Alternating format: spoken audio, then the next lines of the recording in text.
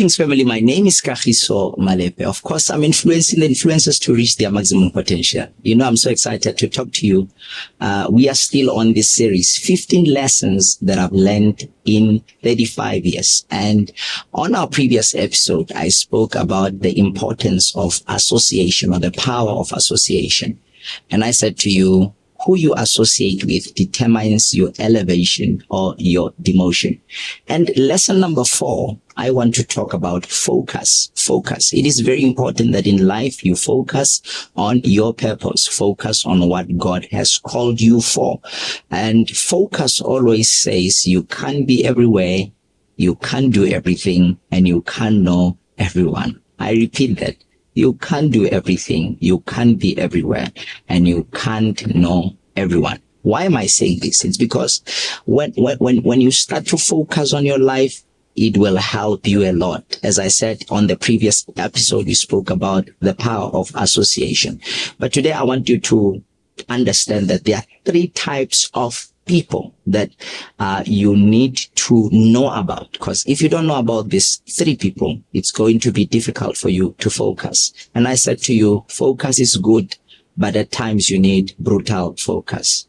There is this one, we call him destiny helper, or there are these types of people that we call them destiny helpers. So I had to learn in the ministry that they are destiny helpers. These people are divine destiny helpers. They are assigned by God to help you accomplish or to fulfill that which God has called you for. But listen, the biggest mistake that most of us do, I've done that mistake, and hence I'm able to talk about it today.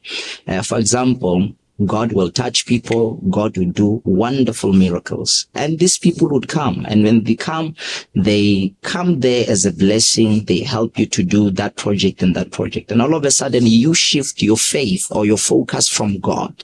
Then you give it on this person. You know that, if this one is here, this one will give you this amount, I'll be able to add it with the money from this destiny helper, then this project will be a success. And all of a sudden you find yourself no longer praying, no longer trusting God.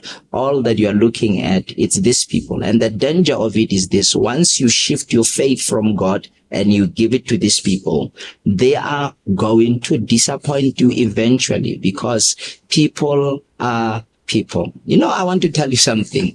And even if you are a giver or a destiny helper, here's a principle that you need to know. A receiver, or the receiver, never gets tired of receiving, right? But the giver will eventually get tired. All right. You can give for years, but eventually you just have to shift and go to sow in another seed. But here's a problem. If God gives you destiny helpers and all of a sudden you shift your focus from them, the day God assigns them to go and fund another project somewhere, you're going to be broken. You're going to be discouraged, and you're going to feel like God does not love me at all. And at times you may feel like those people have betrayed you. While those people were not actually lifetime connections, they were there for a season. They were seasonal connections, because there are people who come to your life just to make impact. Some are one-time connection. You meet them once and that person touches your life. You don't even forget what that person said. You will never forget what that person did. And there are those who come for a season. And when the season is done, allow them to go. When the season is done, don't fight for them to stay, because you are going to destroy yourself. And they are lifetime connections. And those ones, usually, even if you are going through the most painful season of your life, they are there and they're like, don't worry, you will rise again. So I said, destiny helpers. And number 2, they are destiny destroyers. I had to learn this. They are destiny destroyers. They are those who are assigned specifically by Satan. They are assigned by the devil just to destroy what you are carrying. Listen to me. I'm not saying people who make mistakes or people that made mistakes or they've wronged against you, they are assigned by Satan. Listen, get me right. There are those who make genuine mistakes, but there are those who are specifically assigned by the devil. They will follow you. I mean, the person would make sure he comes with every strategy just to bring you down, just to ruin your reputation, just to break the work that God has called you for. But let me tell you, just be careful. Make sure that you don't put them closer, because the more they've got information, they are going to destroy you. And make sure that you don't share confidential things, personal things with everybody.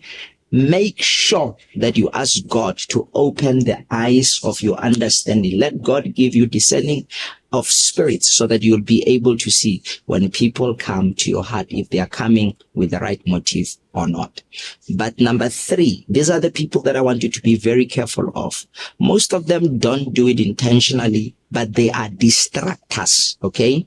They are distractors. They are distractors. These ones, they have a tendency of wasting your time when you are supposed to be developing yourself and seeking the face of God and praying and studying and so on. They will come and distract you. Years ago, I said to young preachers, we were young, all of us, and they used to sit the whole day sharing the Bible and arguing about scriptures.